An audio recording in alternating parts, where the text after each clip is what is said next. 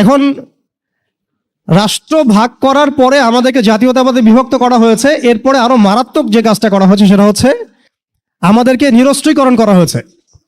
আপনি আপনার রাষ্ট্রের অভ্যন্তরে নিজের ইচ্ছায় আপনি বিশ্বের মারণাস্ত্রগুলো তৈরি করতে পারবেন না। তারা আপনাকে আইন করে দিয়েছে, ব্যান করে দিয়েছে।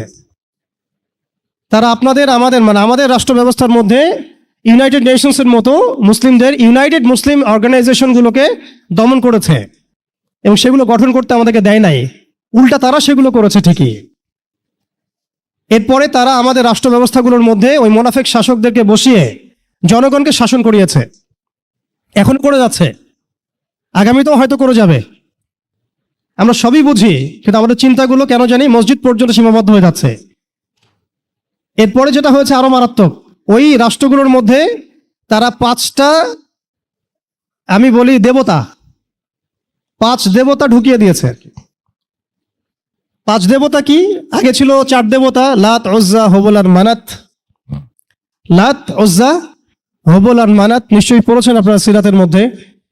এগুলো ছিল আবু জেহেল, আবু লাহাবদের দেবতা। তারা কিন্তু এই দেবতাগুলোর পূজা করত আল্লাহকে পাওয়ার জন্যই। তারা বলতো মা না'বুদুহুম ইল্লা লিয়ুকাররিবুনা ইলাল্লাহি যুলফা। আমরা শুধু এই কারণেই এই লাত, উজ্জা, হুবল, মানাতের ইবাদত করি যাতে তারা আমাদেরকে আল্লাহ পর্যন্ত পৌঁছে দেয়।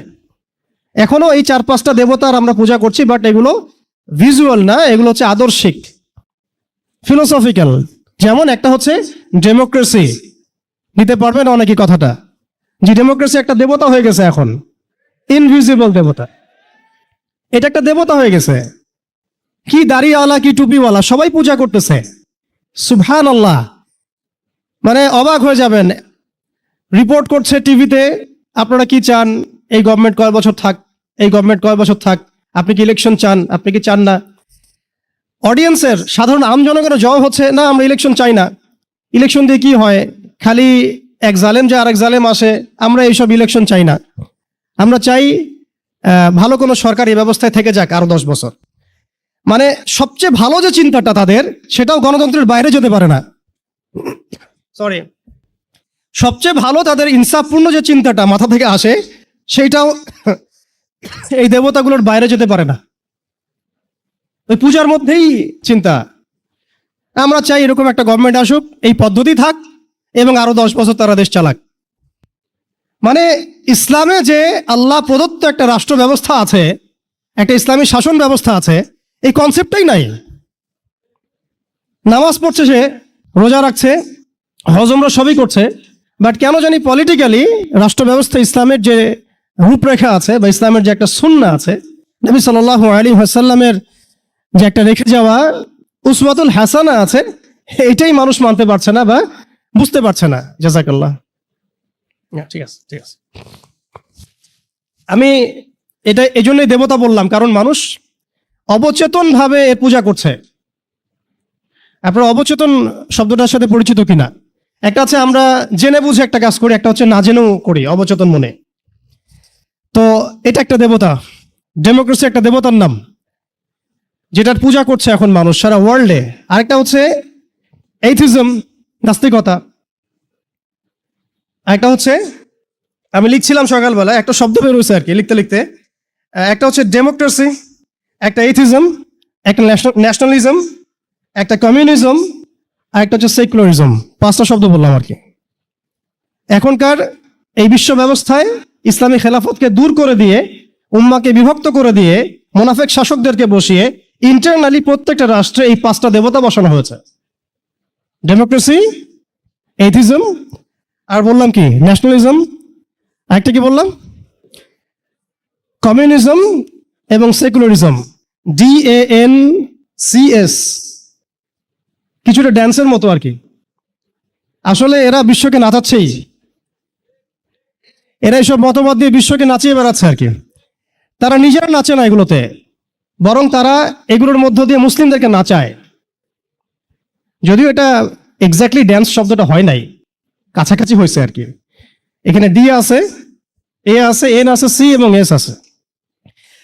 এই 5টা দেবতার শেকড় যদি এই বিশ্ব থেকে উপড়ে ফেলা না যায়, তাহলে ইসলামী শরিয়া, ইমারা এবং খেলাফা কায়েম হবে না। এবং যখন এই বিশ্বে ইনশাআল্লাহ তাআলা আগামীতে শরিয়া, ইমার এবং খেলাফা বাস্তবায়িত হবে, তখন এই 5টা দেবতার কোনোটাই বাকি থাকবে না ইনশাআল্লাহ। এই নাপাকিগুলো থেকে পবিত্র না হয়ে বা পবিত্রতা হাসিল না করে আপনি আমি যতই একটা গ্লাসের মধ্যে মধু ঢালি, আর আপনি দুধ ঢালেন, আর কোনো শরবত ঢালেন, ওই গ্লাসটাই নাপাক।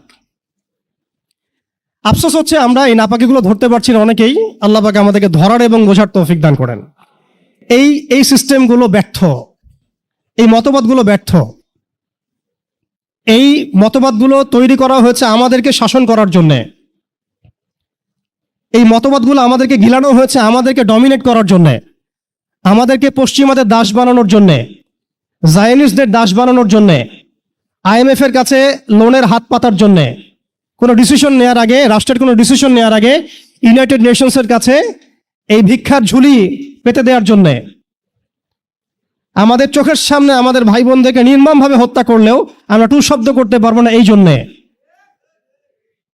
ইভেন আমাদের দেশের 99% মানুষও যদি শরিয়া চায়, তবুও রাষ্ট্র ব্যবস্থা এটা চাইবে না, কারণ রাষ্ট্র ব্যবস্থা এই তন্ত্রমন্ত্রগুলো দ্বারা দীক্ষিত। এর মধ্যে আরো আছে মানবরচিত সংবিধান, আরো আছে মানবরচিত বিচার ব্যবস্থা, আরো আছে আল্লাহর হালালকে হারাম করে ফেলা, আল্লাহর হারামকে হালাল করে নেওয়া। পুরো একটা তাগুতি এবং কুফরি সিস্টেম আমাদেরকে দেওয়া হয়েছে। কোন জায়গা থেকে? খেলাফা অ্যাবলিশ করার পর থেকে। আমরা কোথায় ছিলাম এটা আমাদেরকে বুঝতে হবে। এখনকার প্রবলেম কি সেটাও বুঝতে হবে, ক্রাইসিসগুলো, তারপরে আসতে হবে সলিউশন কোথায়। এগুলো ক্রাইসিস। তারপরে ডেমোক্রেসি দিয়ে কি করা হচ্ছে এটা আপনারা অনেকে জানেন, কিন্তু অনেকে আবার বুঝেনও না। এটা দিয়ে আল্লাহর হালালকে হারাম করা যায়, আল্লাহর হারামকে হালাল করা যায়। এটা দিয়ে আল্লাহর জমিনে মানুষের শাসন কায়েম করা যায়। এটার ধোঁয়া তুলে যে কোনো মুসলিম কান্ট্রি আক্রমণ করা যায়। আরব বসন্তের ধোঁয়া তুলে কি করা হয়েছে আমরা দেখি নাই? আমরা দেখেছি। এগুলো দিয়ে আমাদেরকে জাতিসংঘের দাস বানানো হয়েছে। জাতিসংঘের দাস বানানো হয়েছে, সিম্পল। জাতিসংঘ ফাংশন করা হয়েছিল যাতে যাতে পশ্চিমারা, স্পেশালি জায়নিস্টরা বাইতুল মুকাদ্দাসকে লিবারেট করতে পারে, এবং তারা সেটা করেছেও। এখন এটার এক্সিস্টেন্স কেন আছে?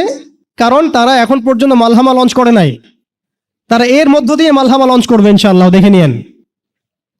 এটা কেন করা হয়েছে, রাখা হচ্ছে এই কারণে, যাতে প্রত্যেকটা মুসলিম কান্ট্রি ধরে ধরে একেবারে রক্তের নদী বা সমুদ্র বইয়ে দেওয়া যায়, কিন্তু আমরা কোনো ডিসিশন নেওয়ার আগে ওর দিকে তাকিয়ে থাকবো। আমাদের বাড়ির পাশেও যদি কাল আপনি দেখেন মুসলিমদেরকে জবাই করা হচ্ছে, যেটা শুরু হয়ে গেছে অলরেডি, আপনি এখন প্রতিবাদ করার জন্য জাতিসংঘের মুখোপেক্ষী। ইভেন আমরা দেখলাম প্যালেস্টাইনের পক্ষে কথা বলার জন্যও নাকি মানুষ এখন জাতিসংঘের কাছে দ্বারস্থ হচ্ছে। কি হাস্যকর বিষয়! যারা এই সমস্ত সমস্যার মূল কেন্দ্র, তাদের কাছে আমরা সাহায্যের হাত পাচ্ছি। অথচ আমরা নামাজে বলছি ইয়াকা না'বুদু ওয়া ইয়াকা নাস্তাঈন, আল্লাহ আমরা শুধু তোমারই ইবাদত করি, তোমার কাছেই সাহায্য চাই। অথচ পলিটিক্যালি আমরা আল্লাহর সাহায্য নিতে যাচ্ছি না। আল্লাহর সাহায্য তো আল্লাহর আইন, আল্লাহর বিধান, শরিয়া, ইমার এবং খেলাফা। ভাই, কথা বলতে গেলে রাত শেষ হয়ে যাবে আর কি আজকে। এখন আপনাদের ধৈর্যচ্যুতি ঘটাবো না। এখন কথা হচ্ছে, এই একটা তন্ত্র আমাদেরকে এমনভাবে নেক্সট স্রোতে ধোঁকা খাওয়াচ্ছে যে এই তন্ত্রের বেড়াজালে যারাই পড়েছে তারাই কখনো আর খিলাফা কনসেপ্টের দিকে আসতে পারে নাই, কখনো পসিবল হয় নাই। যত দাড়ি টুপি নিয়ে গিয়েছেন কখনো পসিবল হয় নাই। এটা প্রমাণিত, এটা বিগত 100 বছরের হিস্ট্রি থেকে প্রমাণিত। এইটা দিয়ে মন্দের ভালো কিছু প্রতিবাদ করা যেতে পারে, কিন্তু ওই প্রতিবাদে পশ্চিমাদের কিছু যায় আসে না। আপনি 1 কোটি মানুষকে দিয়ে মার্চ ফর গাজা করেন, কিচ্ছু যায় আসে না, ওদের কিচ্ছু যায় আসে না। অনেস্টলি স্পিকিং, ওদের জুলুমের চামড়া এত মোটা যে ওরা একটা হলের মধ্যে বসে থাকা 1000টা শিশু, একটা স্কুলে পড়তে যাওয়া 1000টা বাচ্চা, একটা হাসপাতালে চিকিৎসা নিতে যাওয়া 1000টা বাচ্চাকে একটা বোমে মিসাইল উড়াই দিবে, কিছু যায় আসে না ওদের। এরা ফেরাউন এই যুগের, এরা নমরুদ, এরা এই যুগের হামান, কারুন, ফেরাউন। এদের প্রতি দয়া দেখানো মানে হচ্ছে আমরা মিসগাইডেড। এদের সাথে দয়া দেখানোর কোনো ভাষা থাকতে পারে না। এদের সাথে দয়া দেখানোর কোনো ভাষা আমাদের থাকতে পারে না। এদের সাথে ভাষা একটাই হতে পারে, সেটা জিহাদের ভাষা, কিতালের ভাষা। এই বিষয়গুলো স্পষ্ট করে আপনাকে গণতন্ত্র বলতে দিবে না, এই বিষয়গুলো স্পষ্ট করে আপনাকে সেকুলারিজম বলতে দিবে না, কমিউনিজম বলতে দিবে না, এথিজম বলতে দিবে না, এবং এই ডেমোক্রেসি বলতে দিবে না। তাহলে এই তন্ত্রমন্ত্রগুলো দেওয়া হয়েছে আমাদেরকে তাদের দাস বানানোর জন্য, তাদেরকে আমাদের অধীনে আনার জন্য নয়। এই জিনিসটা আমরা বুঝতে অনেক সময় ভুল করেছি, এখনো ভুল করছি। আমি খালি প্রশ্ন করতে চাই যে আর কতদিন ভুল করব আমরা? আল্লাহ পাক আমাদের চোখ খুলে দেন, মনের চোখ। আল্লাহ পাক আমাদের কলবের চোখ খুলে দেন। আপনি 20টা আসন পাইতে পারেন হাইয়েস্ট, 5টা আসন পাইতে পারেন হাইয়েস্ট, ওখানে আপনি দাস হয়ে থাকবেন। আপনি 20টা আসন নিয়ে পার্লামেন্টে দাস হয়ে থাকবেন। 20টা আসন নিয়ে আপনি বলতে পারবেন না যে এটা হালাল, এটা হারাম, এটা জায়েজ, এটা না জায়েজ, এটা করতে হবে, এটা করতে হবে না। আর যদি আপনি বলেনও, আপনার কথা কেউ শুনবেও না, কারণ মেজরিটি শুড বি গ্রান্টেড। তাদের মূল নীতি হচ্ছে এটা, সংখ্যাগরিষ্ঠ মানুষ যা বলবে তাই হক। আগামীকাল সংখ্যাগরিষ্ঠ মানুষ বাংলাদেশে বলবে নাউযুবিল্লাহি মিন যালিক, যে এই বিবাহিত ধর্ষণের বিচার করা হোক, নাউযুবিল্লাহ, আর ওই পতিতালয়ে গিয়ে সময় কাটানো, নাউযুবিল্লাহি মিন যালিক, এটাকে প্রমোট করা হোক, শ্রমিকের অধিকার দেওয়া হোক। আগামীকাল মানুষ বলবে এলজিবিটি লাইসেন্স দেওয়া হোক। আগামীকাল মানুষ বলবে ট্রান্সজেন্ডারকে বাধ্যতামূলক করা হোক, আইন করা হোক। আপনি 20টা আসন নিয়ে কিচ্ছু করতে পারবেন না, বিকজ এই সিস্টেমটা দাঁড়িয়ে আছে এমন একটা বালির ঢিবির উপরে, যার উপরে কোনো ঘোড়া দাঁড়াতে পারে না। এই সিস্টেমটা দাঁড়িয়ে আছে এমন একটা ভঙ্গুর মাটির উপরে, যার উপরে আপনি কোনো প্রাসাদ নির্মাণ করা সম্ভব নয়। মাটিটাই তো ভঙ্গুর। তো এই আদর্শিক এই মতবাদগুলো দিয়ে তারা আমাদের খিলাফাটাকে ডিস্ট্রয় করে দিয়েছিল। আজকে থেকে 100 বছর হয়ে গেছে। আজকে 100 বছর পরে এসে আমি এগুলো নিয়ে কথা বলছি, আমরা এগুলো নিয়ে কথা বলছি। তো মাশাআল্লাহ, এটা ভালো। আমি এই ব্যাপারে আশাবাদী যে মাশাআল্লাহ বাংলাদেশের তরুণ প্রজন্ম এখন বুঝতে শিখছে, আলহামদুলিল্লাহ। এবং আমরা যদি এভাবে দাওয়াতের মেহনত অব্যাহত রাখতে পারি, ইনশাআল্লাহ তাআলা অন্যদের 20 বছর লাগলে আমাদের 2 বছর লাগবে ইনশাআল্লাহ।